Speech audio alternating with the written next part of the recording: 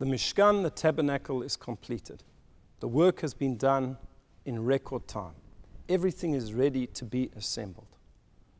Hashem comes to Moshe and says to him, you, Moshe, must now erect the Mishkan. You must take the beams and put them up. You must put over the hangings. You must put the ark in place and the partition and the menorah and the table and the altar and the courtyard and the altar. Put it all, make it ready, erect the Mishkan.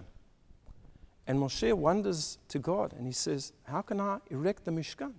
Each board of the Mishkan is 10 amot, 10 cubits, about 5 meters high, coated in gold. No single human being can lift a board that is so heavy. And you're telling me, one person, that I should erect the Mishkan? How can I do it by myself? And Hashem says, you do what you have to do, and I'll do what I have to do. So Moshe goes there, and he begins to pick up a board.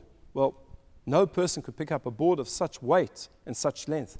But as he begins to pick it up, he feels that it's lifting up in his hands, miraculously, and he is able to erect the entire Mishkan single-handedly.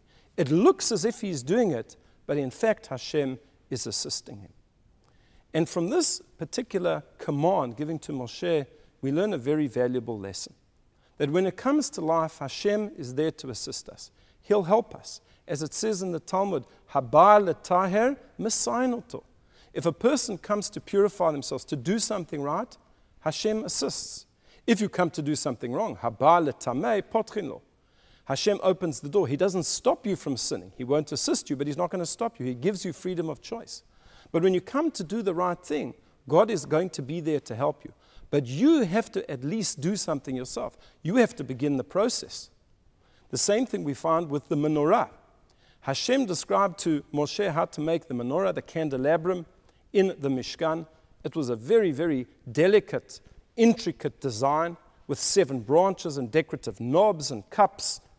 And Moshe had difficulty understanding it. It didn't make sense to him prophetically. How am I going to make it? And it had to be made out of a solid piece of gold that had been hammered out. How is he going to do it? And again, Hashem says to him, you do what you have to do, I'll do what I have to do. And he took that solid piece of gold, he threw it into the fire, into the furnace, and Hashem finished the design, and the menorah came out ready-made. Again, he did his part, and Hashem did his part. Another example of this is in the story of Noah. Hashem comes to Noah, and he says there's going to be a flood, and you're going to have to build an ark. And this is the design of the ark. It's going to be so long and so wide and so high. It's going to have 3 different levels. In one level, you'll keep the food and the waste, and in another level, you'll keep the animals. In another level, you'll have the human beings. You'll bring in all of the animals, and you'll save them, and in that way, humanity and the animals will be saved. And Nachmanides tells us something very interesting. He says, if you measure the size of the ark, there is no way that it is physically possible to put all of the animals in the world into that ark. It's impossible.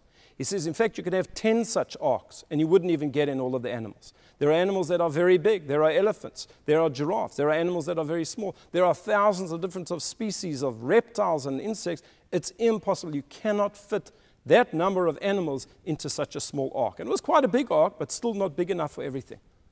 Well, then, how did it happen? So Nachmanides says it was a miracle. It was a miracle that such a small boat was able to contain so many different things.